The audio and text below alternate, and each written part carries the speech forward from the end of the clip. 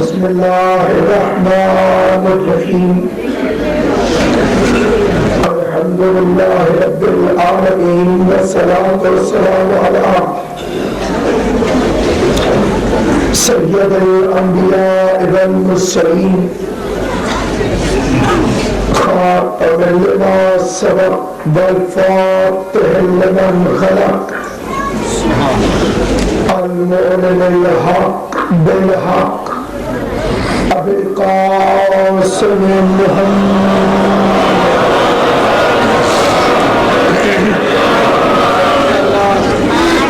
وآل بيته الطيبين الطاهرين المعصومين المنتخبين المسلمين الذين أذهب الله عنهم الرجس وطهرهم تطهيرا.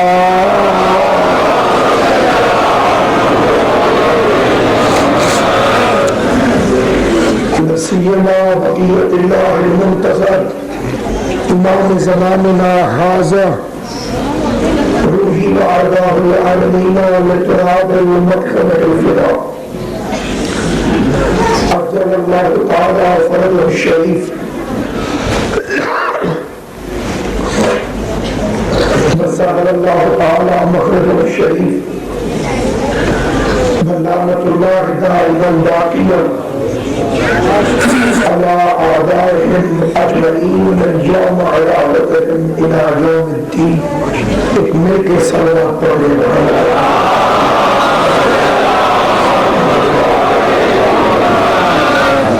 آل محمد کا عظیم اور کریم خالق محمد و آل محمد کی عزت و عظمت کے سچے میں اس بے نسل و بے مثال عبادت کو اپنی بارگاہ میں شفیع قبولیت عطا فرمائے.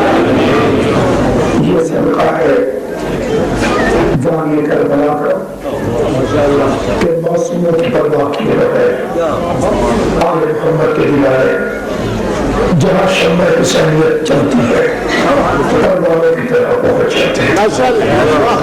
ایسی طاقت خدا کی قسم کسی کے ذکر میں ہے. یہی فرق ہے حکومت میں اور مذہب میں.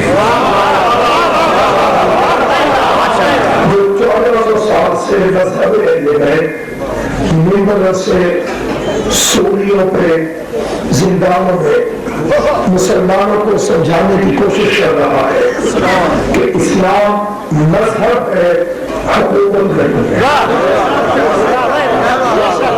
اسلام کو اللہ نے دین کہا حکومت نہیں کہا.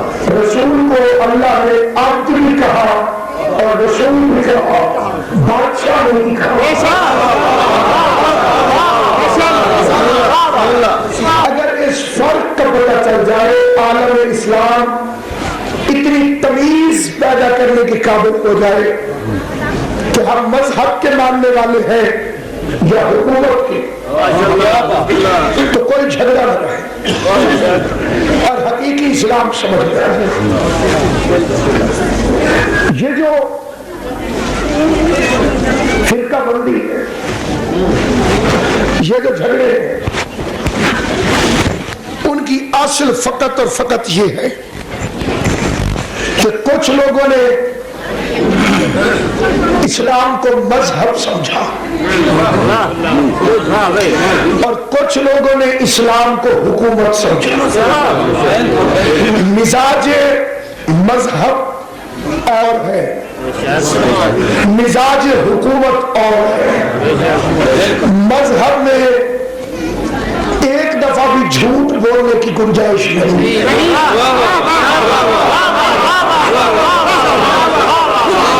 اور حکومت جھوٹ کے بغیر چلائی نہیں جا سکتی.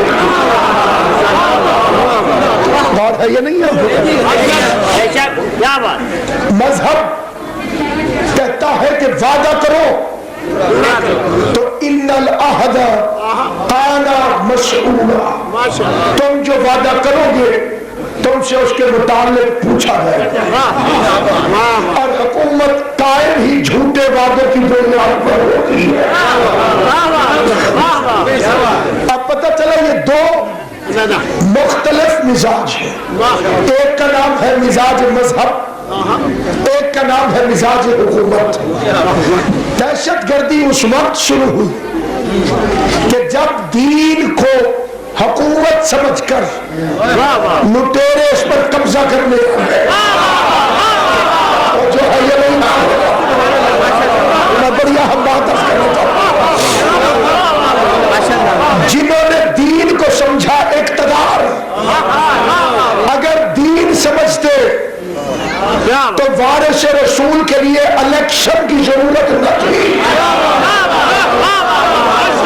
بس جو مذہب سمجھتا تھا وہ نبی کا جنازہ پڑھتا رہا، جو حکومت سمجھتا تھا صحیفے میں پہنچ گیا۔ سمجھ آئیے؟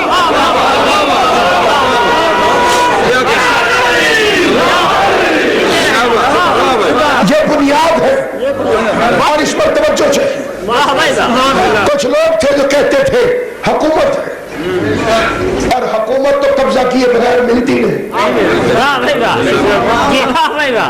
مولانا شبلی نوانی نے سقیفہ میں جانے کا ایک جواز پیش کیا۔ وکیل کا کام ہوتا ہے ناجائز کو جائز ثابت کرے، کیونکہ وہ وکیل ہے، تو انہوں نے ایک جواز پیش کیا۔ کیا لئے دیکھیے رسول اللہ کی حدیث ہے صحیح مسلم کے اندر، بزرگ سارے جانتے ہیں، علماء مجھ سے بھی بہتر جانتے ہیں، چھوٹے بچے حافظے میں محفوظ کریں، ساری زندگی کام آنے والا حوالہ ہے۔ صحیح مسلم کی حدیث ہے، الا ومن مات ولم یعرف امام زمانے ہی ماتا میتتن جاہلیہ، جو مر گیا اور اس نے اپنے زمانے کے امام کو نہ پہچانا، وہ جاہلیت کی موت ہوا۔ جہالت اور ہوتی ہے، آپ کی بلا جاہلیت کیا ہے اور جہالت کیا؟ ایک بندہ نہیں جانتا اسے کہتے ہیں جاہل، اور ایک رسول سے پہلے بتوں کو پوجتے ہوئے مر گیا اسے کہتے ہیں جاہلیت۔ حضور سے پہلے دور جہالت نہیں تھا، یعنی اگر کوئی مر گیا اور اس نے زمانے کے امام کو نہیں پہچانا تو وہ ایسے مر گیا کہ جیسے جاہلیت کا دور، حضور سے پہلے کا دور، کلمہ پڑھے بغیر مر گیا، حضور کو جانے بغیر مر گیا، قرآن کو پہچانے بغیر مر گیا، نماز سے واقفیت کے بغیر مر گیا، روزے سے تعارف کے بغیر مر گیا، حج سے سلام دعا کے بغیر مر گیا۔ جرم کیا ہے کہ اپنے زمانے کے امام کو نہیں پہچانا۔ اس پر پہلی چکر بازی تو چلائی سارے مولویوں نے جو ہمارے نہیں تھے، انہوں نے لکھا جی کہ یہاں امام زمان ہی سے مراد ہے قرآن، اور یہ بھول گئے کہ رسول نے یہ نہیں فرمایا کہ جس نے اپنے امام کو نہ پہچانا، زمانے کے امام کو نہ پہچانا۔ آپ تو فرمایا ہر زمانے کا قرآن مختلف نہیں ہے، قرآن ہر زمانے کا ایک ہے۔ اب یہ کیا مطلب اپنے زمانے کے امام کو نہیں پہچانا؟ تو اب مولانا شبلی نعمانی نے استدلال فرمایا، کہنے لگے بھائی وہ مجبور تھے، حضور کی حدیث سن رکھی تھی کہ جس نے زمانے کے امام کو نہ پہچانا وہ جاہلیت کی موت مر گئی، تو ضروری تھا کہ رسول کے بعد امام بنایا جائے، تو وہ سقیفہ میں پہنچ گئے۔ تو میں پوچھتا مولانا جو ان 3 دنوں میں مر گیا،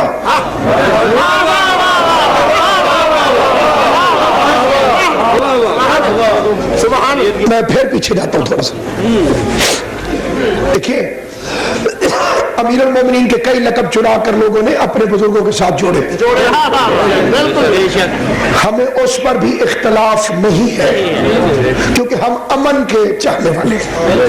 لے جاؤ علی کے کپڑے چرا کے لے جاؤ, جب پورے ہی نہیں آئیں گے.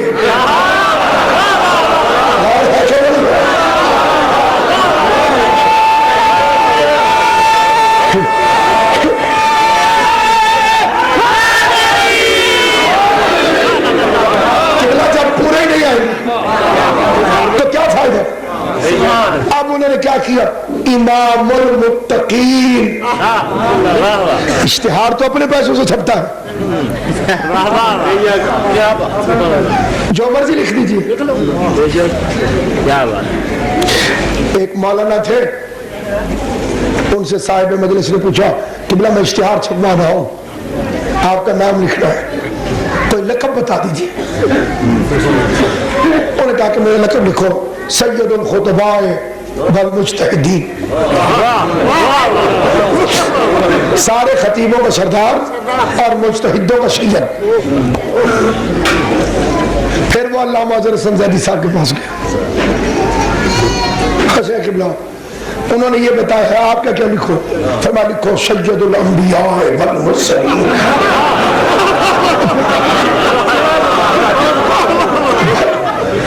لقب لکھنے میں دیر تو نہیں لگتی, جو مرضی لکھ دوں. آپ جناب والا لکھ دیا امام المتقین اور مفہوم تقویٰ سے ناواقف. اب یہ کپڑے تو علی کے ہیں, جس غریب کو پہنائے میں اس کا نام بھی نہیں لیتا, لیکن سوال ضرور پوچھتا ہوں کہ جو بیچارہ 40 سال بت پوچھتا رہا تو تھوڑا ہاں نہ فرمائے گے. اب کوئی بھی ہو شخصیت میں نہ الجھو. اگر 40 سال اگر اللہ کرے نہ پوچھتا رہا, لیکن اگر پوچھتا رہا ہے اس غریب کو یہ کپڑے پورے آتے ہیں. متقیوں کا امام, اور یہ واحد ہے علی شریف, اور قرآن میں آیت موجود ہے, بغیر آیت کے علی نہیں ہے. دعا موجود ہے علی کی, ربنا هب لنا من ازواجنا وذرياتنا قرة اعين واجعلنا للمتقين اماما. پروردگارا مجھے اپنے پاس سے زوجہ دے دے, بیوی دے اپنے پاس سے,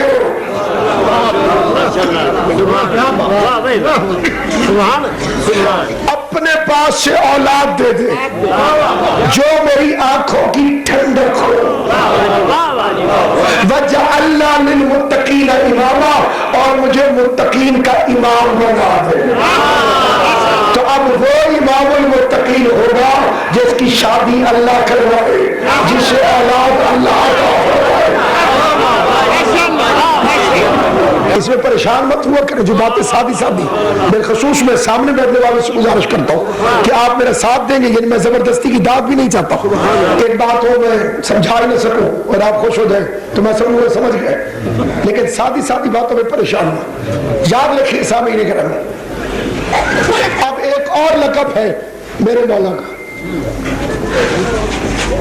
جو صرف علی کو جچتا ہے, خلیفہ تو ہوں علی رسول کا خلیفہ ہے without any gap, بغیر کسی فاصلے کے. ادھر محمد رسول اللہ کی آخری سانس تھی, ادھر علی ولی اللہ کی پہلی سانس. یہ تھا مذہب, اور حکومت کا جانشین کب بنتا ہے؟ جب ممبر پر بیٹھ جائے.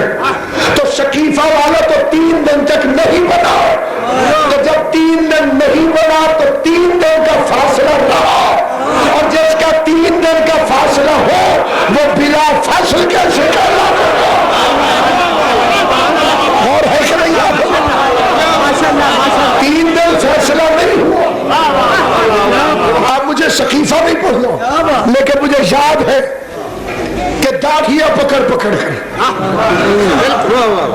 جوتے اٹھا اٹھا کر رحما بینہم کی تفسیر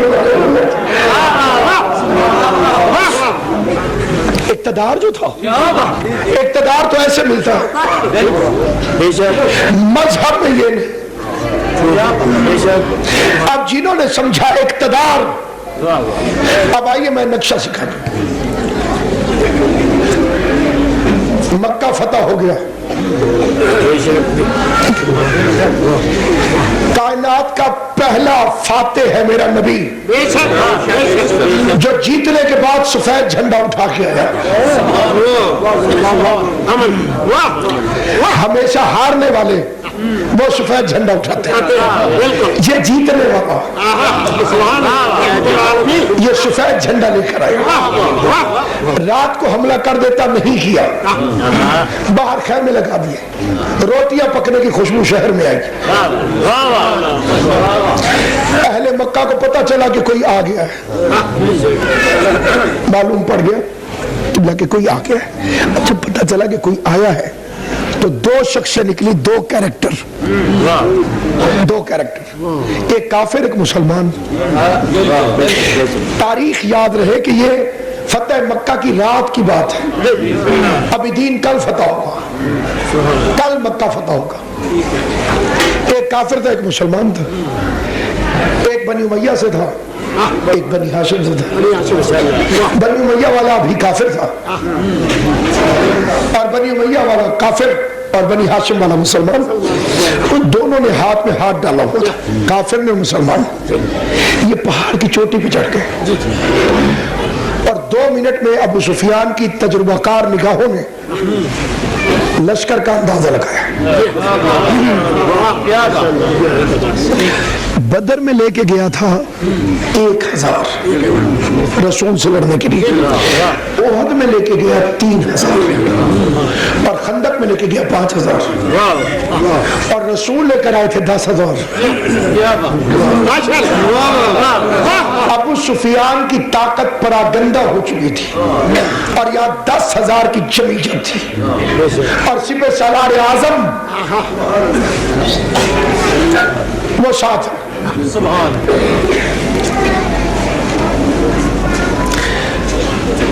ایک فکرہ کہا کافر نے اور ایک فکرہ کہا مسلمان۔ جو کلمہ پڑھ کے مسلمان ہو چکا تھا وہ عباس ابن عبد المطلب، اور جو ابھی کافر تھا ابھی، چلے میں ابھی کہتا ہوں ابھی، وہ ابو سفیان تھا۔ اب یہ دونوں کھڑے تھے۔ اب جو ابو سفیان نے دیکھا اتنا بڑا لشکر اور دل میں سوچا یہ وہی ہے جسے نکال دیا تھا اور جس کے قتل کے لیے اتنی جنیں کی، تو ایک مرتبہ ٹھنڈی آ بھری، کہنے لگا عباس تیرا بھتیجا تو بہت بڑا بادشاہ بن گیا، یہ اسلام کا لینڈ مارک ہے۔ اگر کسی کو یہ واقعہ سمجھ میں آ جائے تو اسے حق سمجھ میں آ جائے۔ تمہارا بھتیجا تو بہت بڑا بادشاہ بن گیا۔ یہ کافر کے فکرے تھے، فکرے نہیں تھے، نظریہ تھا۔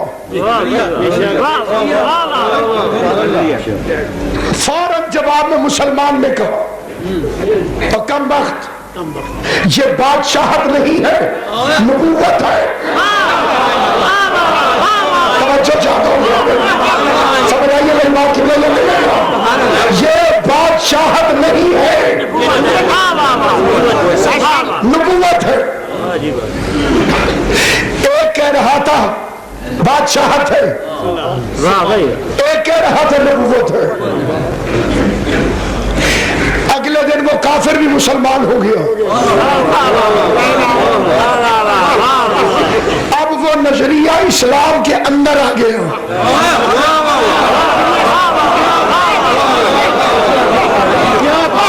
کوئی بھی تحریک ہو، کوئی بھی تحریک ہو، سیاسی ہو یا کوئی تحریک، اس میں قبلہ اعظم بھائی تصدیق فرمائیں، اس میں مقابلے میں قبلہ 3 لوگ ہوتے ہیں، 3 لوگ، 3 قسم کے لوگ۔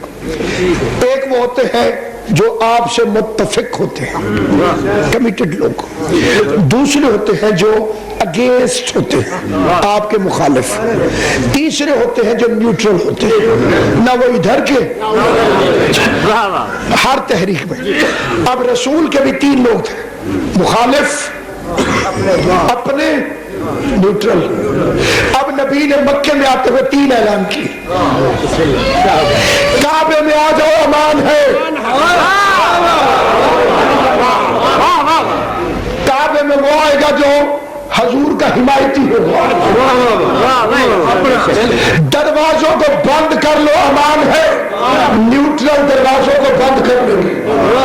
اب باقی ایک ہی طبقہ رہ گیا، کون؟ دشمن. ابو سفیان کے گھر چلے جاؤ. جو ہے یا نہیں آپ میں نوجوانوں کی طرف ہو جاؤں. اب پیغمبر نے تینوں کا تعارف کرا دیا. جو کعبے میں آئے گا وہ میرا حمایتی ہوگا، جو دروازہ بند کر دے گا وہ نیوٹرل ہوگا، جو ابو سفیان کے گھر جائے گا میرا دشمن ہوگا.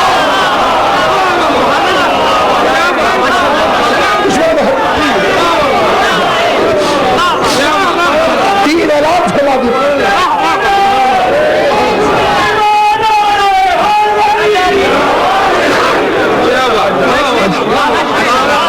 پیغمبر نے تینوں کی پوزیشن کلیئر کر دی. جو اگینسٹ ہے وہ ابو سفیان کے گھر جائے، جو نیوٹرل ہے دروازوں کو بند کر، جو میرے ہے کعبے میں آئے. یہ کہتے رسول ہے. ایک نے کہا بادشاہت ہے، ایک نے کہا آپ پیغمبر تقریر کے لیے کھڑے ہوئے. تم مجھ سے کیسے سلوک کی توقع رکھتے ہیں؟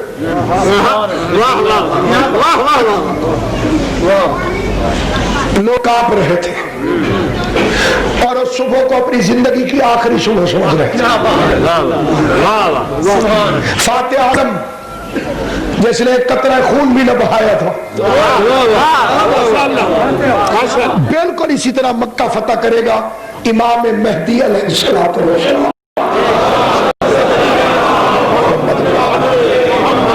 بالکل اسی طرح سے. تہجد کے بعد اذان فجر سے ذرا قریب امام اپنے آنے کا اعلان فرمائیں گے.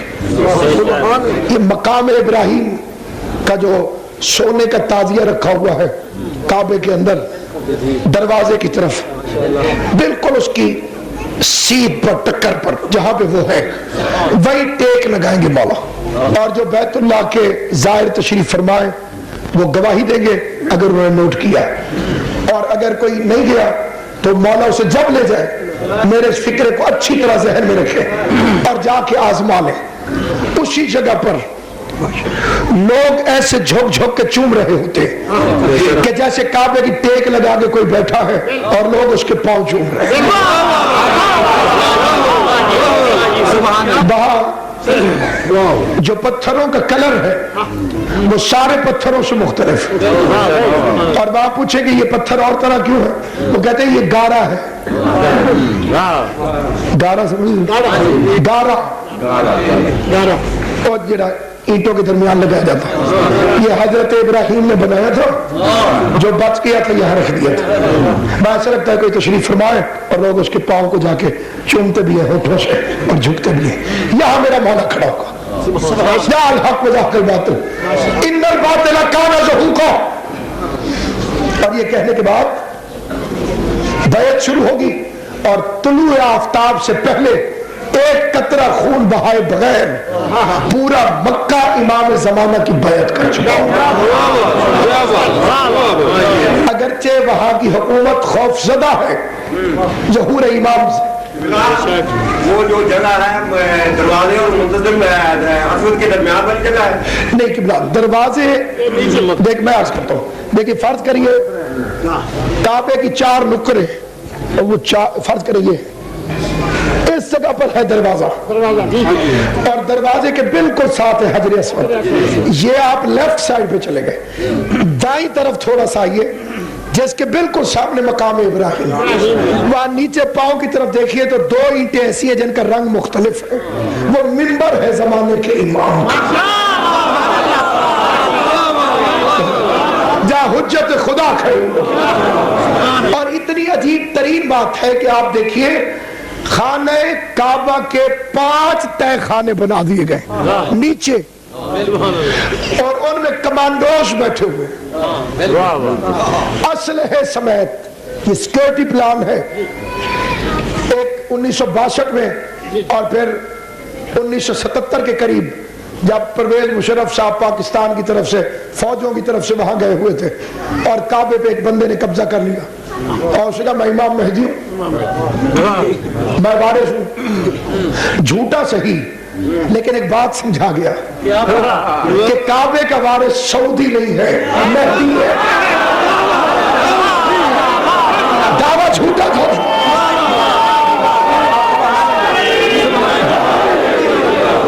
دعوے دار جھوٹا تھا، لیکن دعویٰ ٹھیک تھا کہ وارث مہدی، اور وہ کسی سعودی سے نہیں نکلتا تھا۔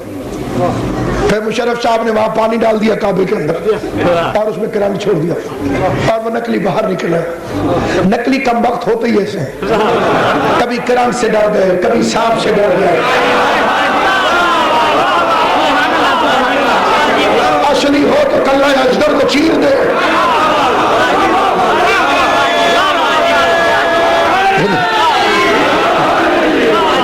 اس کے بعد مجھے میں کرنا ہے اجدر پہ قبضہ کر لیا، جب جوانی آ گئی خیبر پہ قبضہ کر لیا۔ ہمت ذرا تو دیکھیے دل سے اسد کے شیر کی چوکے سے آ کر خدا کے گھر پہ قبضہ۔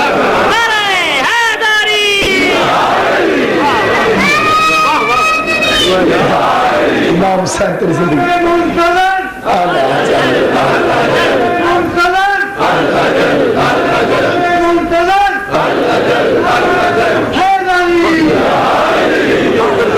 امام علیہ السلام ایک قطرہ خون بہائے بغیر مکہ بیعت کر رہے ہیں، اور اس انقلاب کی تیاریاں اتنی ہو رہی ہیں۔ پلان بنایا گیا سیکورٹی کا، 5 بیسمنٹس بنائی گئی، اس اندر کمانڈوز بیٹھے ہوتے ہر وقت کہ کوئی قبضہ کرے تو ہم حملہ کریں، اور کعبے پہ حملہ نہ ہو، قبضہ نہ ہو کیونکہ مرکز ہے۔ اس کے باوجود فکری انقلاب آ گیا مکے کے اندر۔ میں مجلس حسین میں منبر رسول پر آپ کے سامنے یہ بات عرض کرنا کہ مکے کے کتب خانوں میں اس وقت جب میں حج پہ گیا گزشتہ سال، کثرت کے ساتھ امام زمانہ کے موضوع پہ کتابیں پائی جاتی ہیں، اور انہی کی اپنی لکھی ہوئی، آنکھیں بنائی ہوئی، بیچ میں کانٹا چبھایا ہوا، خون نکلتا ہوا کہ ہم انتظار میں اتنے بے چین ہیں۔ خانہ کعبہ کے 106 گیٹ ہیں، حضور کے زمانے میں 13 تھے، توسیع ہوتی رہی تو دروازے بڑھتے رہے۔ ایک عجیب ترین بات ہے، اور میں نے جہاں پر ہی ہے بعض لوگوں نے اسے تسلیم کرنے میں تردد کیا ہے، لیکن کیونکہ میں نے اپنی آنکھوں سے دیکھا ہے، اور میرے ساتھ علامہ افتخار حسین نقوی صاحب ماڈی انڈس والے انہوں نے بھی دیکھا ہے، تو اس لیے مجھے بتانے میں قطعاً تردد نہیں ہے کہ ان 106 دروازوں میں سے سعودی حکومت نے ایک دروازے کا نام باب امام مہدی رکھ دیا۔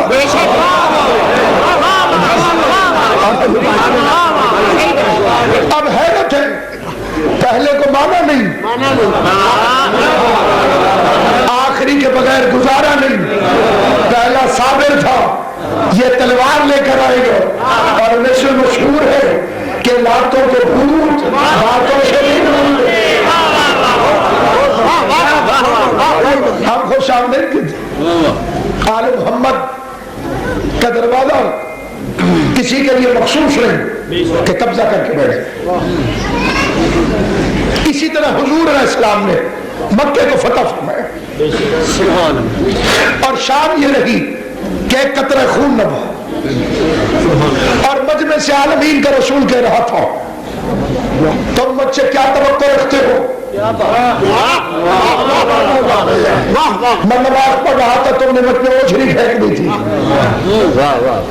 میں گلی سے گزرتا تھا تو مجھے پتھر مارتے تھے، میں لا الہ الا اللہ کہتا تھا تو تالیاں بجا کے مذاق اڑاتے تھے، کل جسے یتیم سمجھ کر نکال دیا تھا آج وہ حکمران بن کے پوچھ رہا ہے تم مجھ سے کس سلوک کی توقع رکھتے؟ بولی تو پرانی تھی صادق اور امین کہنے کی،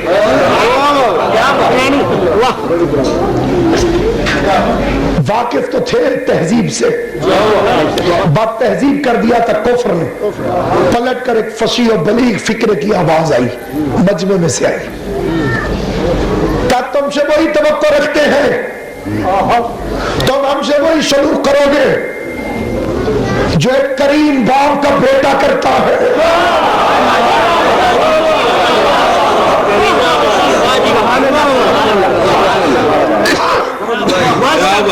تو کریم باپ کا، تو پھر ایک انگلی ایسے اٹھائی اور اشارہ کیا انتم الطلقاء، جاؤ تم سارے آزاد۔ اس فکرے کو عام نہ سمجھیے، چاہے آزاد ہو، کلیجہ چبانے والی آزاد ہو، عبید اللہ کے قاتل آزاد ہو، یہ پہلا فاتح ہے، پہلا فاتح جس نے تقریر کے رخ میں خون کے پیاسوں کو اقتدار پانے کے بعد معاف کر دی۔ کمال یہ نہیں کہ صرف معاف کر دو، کمال یہ ہے کہ اختیار رکھتے ہوئے معاف کر دو۔ حدیث کا ترجمہ کیا میر انیس نے اپنے شعر میں کہ موسیٰ نے یہ کی عرض کہ اے بار خدا مقبول تیرا کون ہے بندوں میں سوا، تو سب سے زیادہ کس بندے سے پیار کرتا ہے؟ موسیٰ نے یہ کی عرض کہ اے بار خدا مقبول تیرا کون ہے بندوں میں سوا، ارشاد ہوا بندہ ہمارا وہ ہے جو لے سکے اور نہ لے بدی کا بدلہ۔ ایک بندے کی طاقت ہی نہیں، کمزور سے بندہ ہے، پھر وہ کہتا چاہیے یار تو معاف کیا، تو بدلہ ہی نہیں لے سکتا تو تیرے معاف کرنے کی طاقت کیا ہے؟ لیکن جذبے کا ثواب تو ہوگا، لیکن ایک بدلہ لے سکتا ہوں تو پھر کہتے معاف کیا۔ بس یہ جو آزاد کیا تو وہ غلام بن گئے،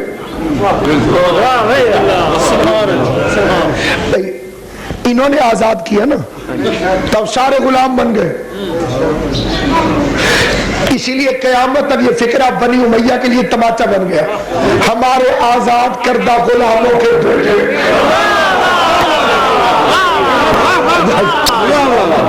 یہ تاریخ ہے اسلام۔ شہر میں داخل ہو کر فکرے کہے، اور ایک کافر نے فکرہ کہا، ایک مسلمان نے کہا، ایک حکومت سمجھ رہا تھا، ایک مذہب سمجھ رہا تھا، ایک کہتا تھا بادشاہت ہے، ایک کہتا تھا رسالت۔ 61 ہجری میں یہی ہوا، بادشاہت سمجھنے والے یزید کے ساتھ اکٹھے ہو گئے، رسالت سمجھنے والے حسین کے ساتھ۔ حسین ابن علی کا قافلہ تلاش مقتل میں چلتا رہا، پہلے سے معلوم تھا وہ زمین کون سی ہے، وہ مقام کون سا ہے، یعنی اب قافلہ تلاش مقتل میں چل رہا تھا۔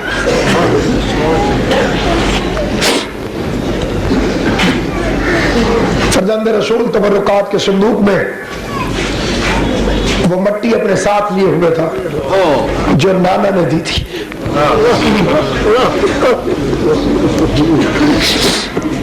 آج 3 محرم ہے، آج کے دن حسین کا گھوڑا ایک زمین پہ جا کے رک گیا، مولا اسے چلنے کا حکم دیتے ہیں لیکن گھوڑا نہیں چلتا، کافی سواریاں تبدیل۔ میں ایک سوال کروں گا جی کہ کیا وہ گھوڑا اتنا عقل مند تھا اور یہ مسلمان اتنے بھی عقل؟ میرے بھائی نے فرمایا کہ کیا وہ گھوڑا اتنا عقلمند تھا اور یہ مسلمان اتنے بے وقوف تھے.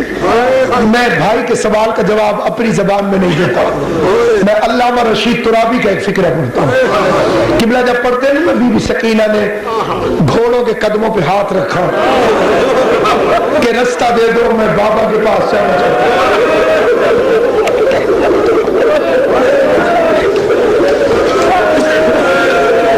تو گھوڑوں نے ایک دوسرے کو دیکھو, جی ماں ذرا بستی والوں کو بلا کے لاؤ.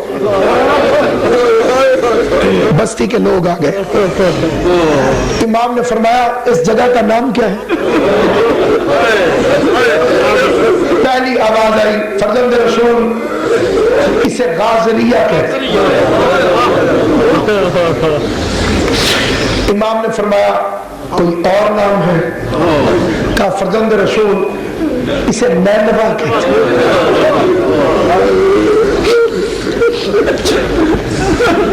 تھوڑا توقف فرمایا, پھر کہا کوئی اور نام بھی ہے؟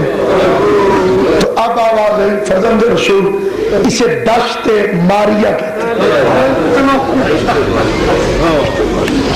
دشت ماریا کوئی اور نام بھی ہے؟ تو اب ایک بوڑھا کانپ گیا, وہ مصلحت امامت سمجھ گیا. اس نے اپنی جھکی ہوئی کمر پہ ہاتھ رکھے اور کہا فرزند زہرا یقال لہا قرب ہونا.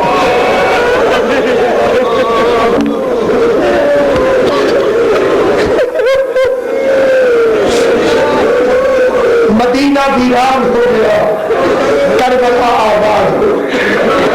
مدینے کے سردار نے کربلا کے جنگل کو رونق بخش کر اپنے خیمے لگا کر دھرتی کو معلّہ بنا دیا.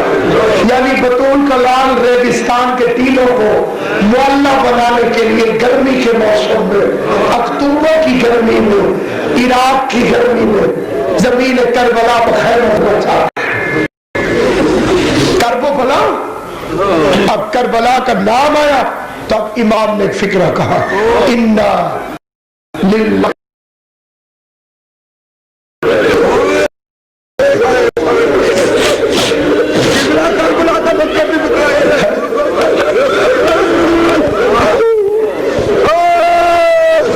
کرب کہتے ہیں تکلیف کو, بلا کہتے ہیں مصیبت.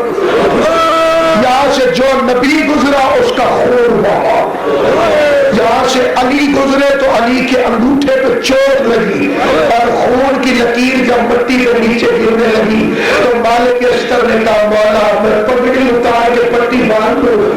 سید نے کہا مالک میں دیکھ رہا ہوں یہاں سر سے پاؤں تک زخمی میرا بچہ تیروں پہ تیر کھائے جا رہا ہے. حسین کا خون گرے اور میرا خون لگے.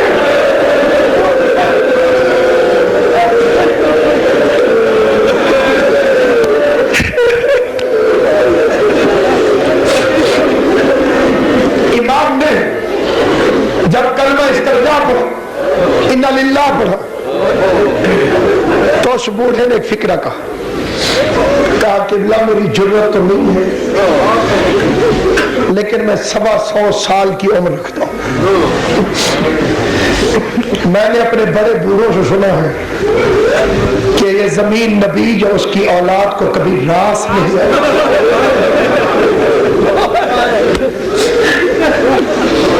آج رکو میں, لہذا جتنی جلدی ہو اسے چھوڑ دیجیے. امام نے فرمایا میں اسے آباد کر کے دکھاؤں اور ایسی آباد کروں گا کہ نانا زیارت کے لیے آئے. افضل ترین مٹی ہے کائنات کی کربلا کی مٹی, افضل ترین مٹی, اور یہ وہ واحد مٹی ہے کہ جس کا کھانا صرف جائز نہیں شفا ہے, ورنہ مذہب اہل بیت میں ہر طرح کی کوئی بھی دوسری مٹی ہو اسے کھانا حرام ہے, مکروہ نہیں. فقہ میں حرام ہے، نہیں کھا سکتے۔ دل سخت ہوتا ہے مٹی کھانے سے، دل مردہ ہوتا ہے، ذوق عبادت ختم ہوتا ہے، اللہ نے حرام قرار دیا سوائے یہ مٹی جنت سے آئی ہے اور یہ مکے کی مٹی سے پہلے خلق کی گئی، یہ پورا کا پورا ایریا قیامت کے روز جنت میں اٹھا لیا جائے، اس میں دفن ہونے والے کا حساب نہیں ہوگا۔ یقیناً کسی مومن کے دل میں حسرت اٹھی ہوگی کہ کاش میں بھی کربلا میں دفن ہو جاؤں، لیکن ایک شاعر نے کہا داغ ماتم اور زہرا کی دعا لے جائیں گے۔ امام حسین تمہیں دنیا کی کسی داغ ماتم اور زہرا کی دعا لے جائیں گے، ہم علی والے جہاں سے اور کیا لے جائیں گے، میں کہیں مر جاؤں لیکن ہے یقین مجھ کو وفا، قبر میں آ کر فرشتے کربلا لے جائیں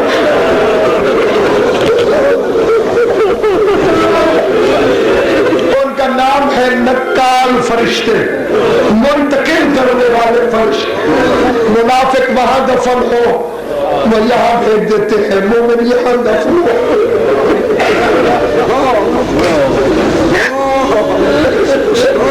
خاک شفا، کسی بیماری سے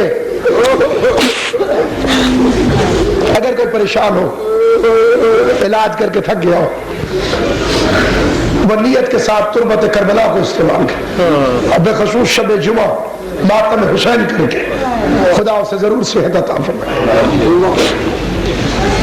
خدا کل مومنین و مومنات کے بیماروں کو صحت کاملہ عاجلہ۔ امام نے اس زمین پہ قدم رکھا۔ ایک بات اور بات بڑی اہم ہے، یہ جس جگہ پہ آج امام حسین علیہ السلام کا روضہ اطہر قبر مبارک ہے،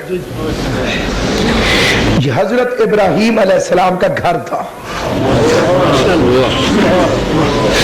یہ وطن تھا حضرت ابراہیم کا، وہ نینوا میں رہتے تھے، یہاں سے ہجرت کر کے فلسطین گئے،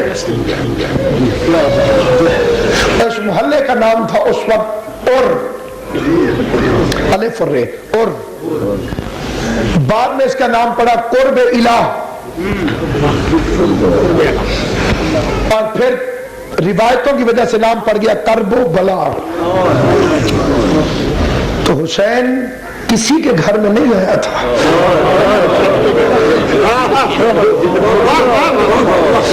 ابراہیم کا بیٹا تھا حسین، اپنے گھر میں آیا، اور پھر ایک اقدام میرے مولا نے کیا کیا، وہ ایک بڑا عظیم ترین اقدام ہے، زمین کربلا کو خرید لیا۔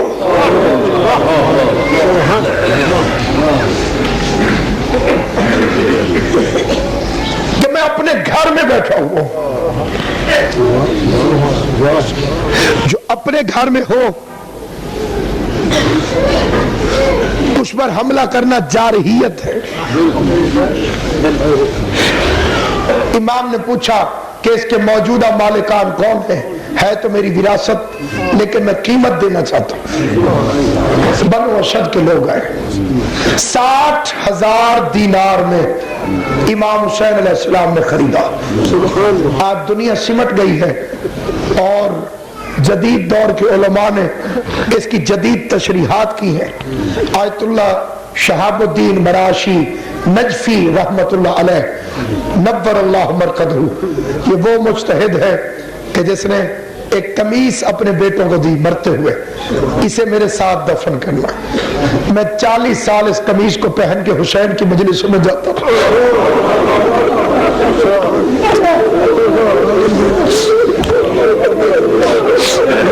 ایک رومال دیا کہ اسے میرے ساتھ میرے رخساروں کے نیچے رکھنا۔ بیٹوں نے پوچھا یہ رومال کیا ہے؟ فرمایا میں ایک مدت تک مجلس حسین میں اپنے آنسو اسی رومال سے میں اپنی شفاعت کے لیے اپنی دادی کو دکھانے کے لیے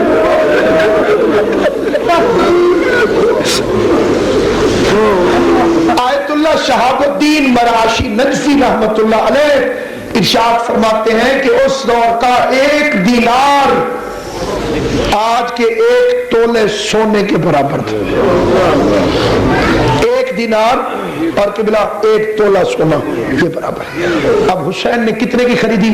60,000 دینار، 60,000 تولے کی حسین نے زمین خریدی.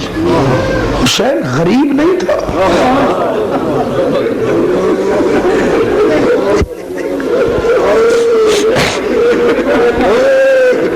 مسافر تھا.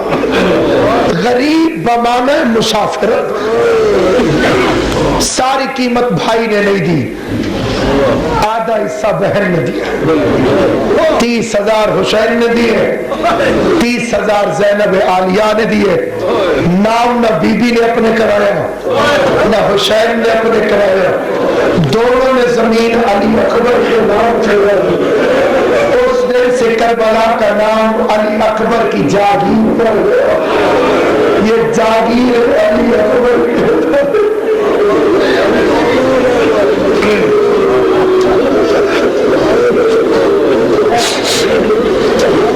جب بنی اسد سے معاہدہ ہونے لگا تو حسین ابن علی نے قبالہ لکھا. قبالہ لکھا، رجسٹری، دستاویز تحریر ہوئی جس میں حدود اربع لکھا جاتا ہے، جس میں نقشہ لکھا جاتا ہے. اس میں لکھا گیا کہ جتنا رقبہ امام نے خریدا وہ ہے 3 میل عراقی. ایک ہوتا ہے عربی میل اس زمانے کے اندر اور ایک ہوتا تھا عراقی میل. عربی میل 1 میل آج کے 3 میلوں کے برابر تھا، اور یہ جو عراقی میل تھا یہ 1 میل 4 میلوں کے برابر تھا. 3 مربع میل یعنی فرسخ امام نے خریدے. یہ میل بنا 12 میل مشرق میں، مغرب میں، شمال میں. یہ 12 میل کا علاقہ تھا. یہ مشرق کی جانب جاتا تھا اس جگہ تک جہاں آج جناب اون کا مزار ہے، کیونکہ اماں نے کہا تھا کربلا میں نہیں گرنا.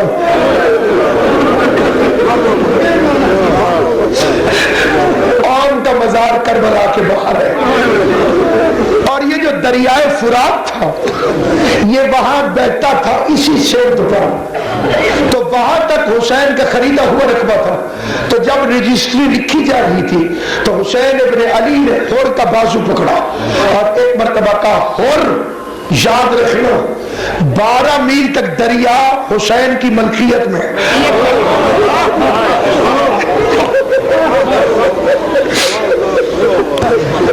میں نے خریدا ہے دریا. اور پھر میں نے کتابوں میں پڑھا سیدہ کونین کے حق المہر میں 4 دریا لکھے گئے. یہ روایت بھی ہے کہ پوری زمین کا پانی، اور یہ زیادہ مستقل روایت ہے، لیکن یہ روایت بھی ہے کہ دنیا کے 4 دریا، ان میں ایک نام ہے فرات.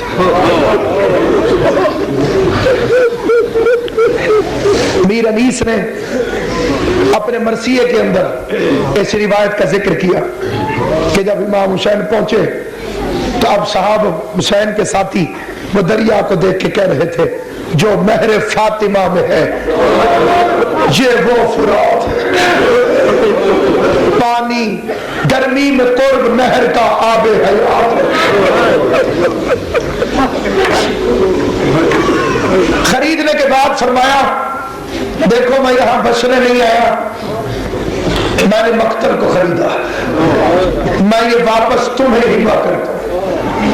بدلے میں صرف اتنا چاہتا ہوں اگر کوئی ہماری قبروں کو پوچھتا ہوا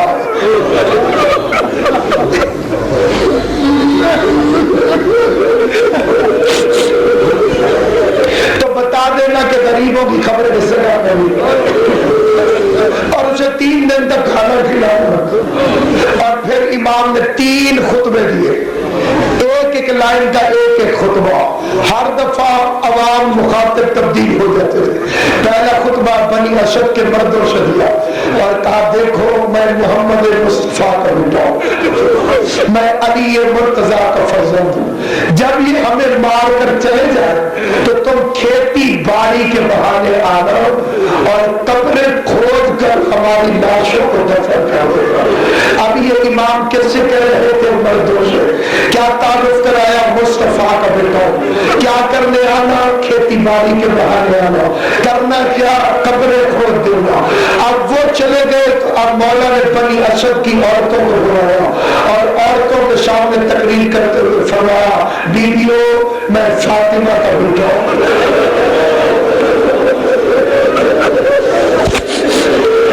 میں زینب عالیہ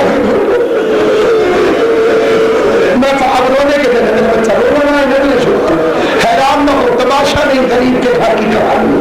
اگر کسی کو رونا نہ ہے میں ہاتھ جوڑتا ہوں، اس کا مطلب یہ نہیں ہے کہ وہ مومن نہیں ہے، انسان کی کیفیات مختلف ہوتی ہے، لیکن میں محنت کرتا ہوں رونا نہ ہے، پھر حیرت سے ٹکرائے، پھر نظریں جھکائے اور غریب کے گھر میں یاد کرے میں فاطمہ کا بیٹا ہوں۔ بیویوں اگر تمہارے مرد حکومت کے خوف سے نہ آ سکے تو تم پانی بھرنے کے بہانے آنا، اور امام کو پتا ہے کہ عورت قبر نہیں کھود سکتی ہے، فرمایا تم گڑھے کھودنا اور ہماری لاشوں کو دفنا دینا۔ اب یہ جملہ سمجھنا، مردوں سے کہا تھا قبریں کھودنا، عورتوں سے کہا گڑھے کھودنا۔ تیسرا خطاب حسین نے بنی اسد کے بچوں سے فرمایا کہ دیکھو میں علی اصغر کا بابا ہوں، میں اون و محمد کا بابو ہوں، اگر تمہارے جزاک اللہ جزاک اللہ ماتم کر کے اجر و قبل اللہ، اجر و قبل اللہ، مولا تمہیں سلامت رکھے، خدا تمہیں اجر عطا فرمائے، غریب کی ماں تم سے راضی ہو کے جائے، خدا بانی مجلس کی توفیقات میں اضافہ کرے۔ اب حسین نے فرمایا بچوں میں اصغر کا بابا ہوں، میں اون محمد کا ماموں ہوں، اگر تمہارے ماں باپ دونوں نہ آئے تو تم کھیلنے کے بہانے آنا، مٹھیوں میں مٹی اٹھانا، ہماری لاشوں پر مٹی پھینکنا، کیونکہ مولا کو پتا ہے بچے تو گڑھا ہی نہیں کھود سکتے، فرمایا تمہارا کھیل ہو جائے گا۔ جزاک اللہ جزاک اللہ جزاک اللہ، صفت بھی تمہارا کھیل ہو جائے گا، ہماری لاشیں دفن ہو جائے گی، اللہ تمہیں کربلا لے جائے۔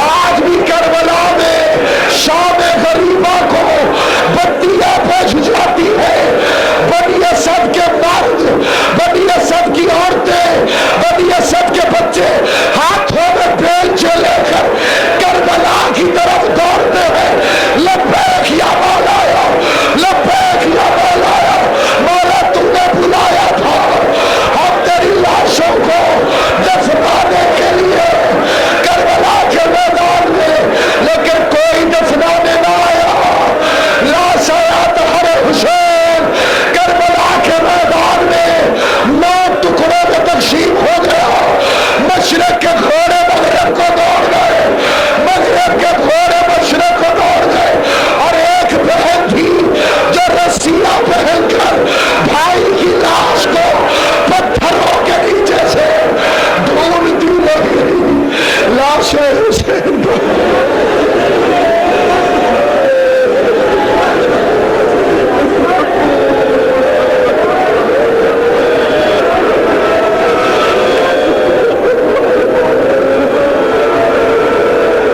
دعا کے لیے ہاتھ اٹھانے دیے، لیکن امام زین العابدین کہتے موہا پچھو لیجیے، میرا مولا زین العابدین اسی کربلا سے جاتے ہوئے ہتھکڑیاں پہن کر، بوڑیاں پہن کر، رو رو کے یہ کہتا ہوا چلا بابا کائنات میں کوئی بھی مرے، امیر ہو کے غریب، اسے 6 چیزیں ضرور ملتی ہیں، اسے غسل دیا جاتا ہے، اسے روئی دی جاتی ہے، اسے کافور دیا جاتا ہے، اسے کفن دیا جاتا ہے، اس کے جنازے کا جلوس اٹھتا ہے اور اسے قبر ملتی ہے۔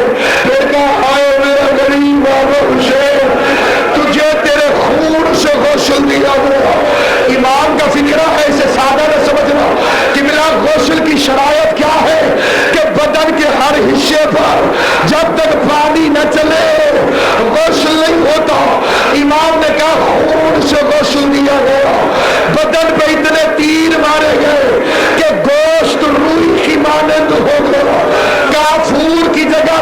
जलती हुई रेत फेंकी गई और जनाजे के जुलूस की जगह शरीयत हक को नेज़े पे उठा के बाजारों में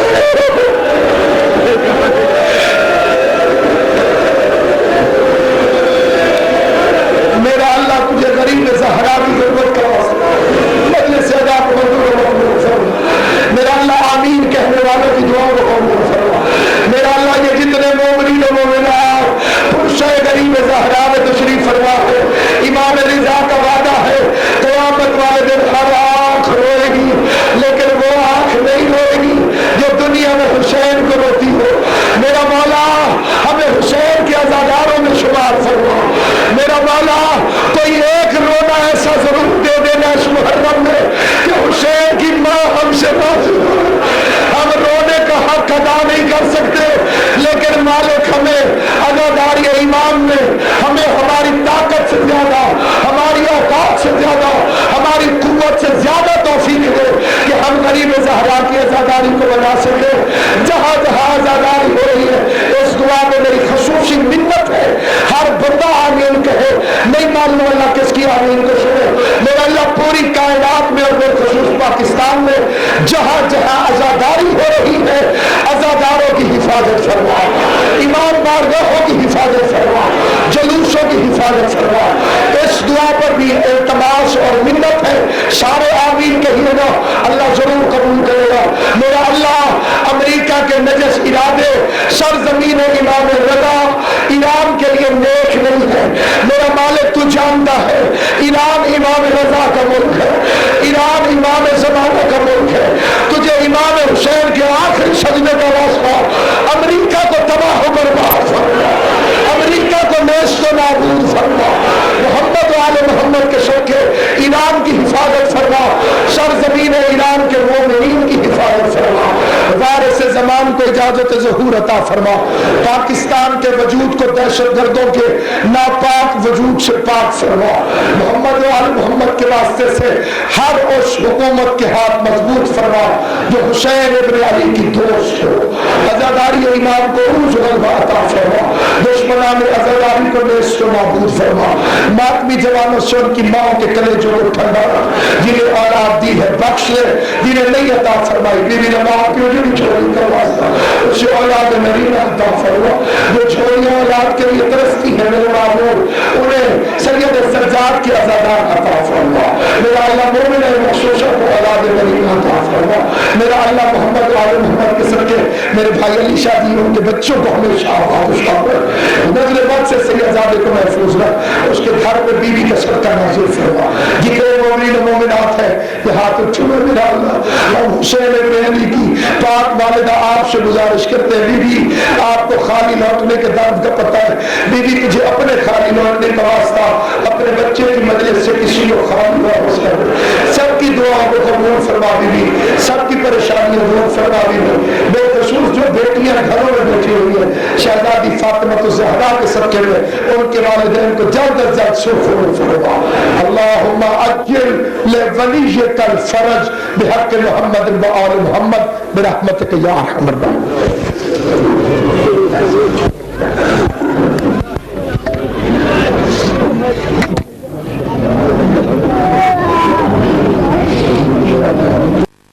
या ऑयली मदद। ये प्रोग्राम इमामिया कैसेट की जानब से रिकॉर्ड किया गया है। राब्ता मेन बाजार बीबी पाक दामन Lahore, phone 63644641, mobile 0300 4217741। Proprietors Mahmudul Hasan Mirza, Ali Khurram Mirza.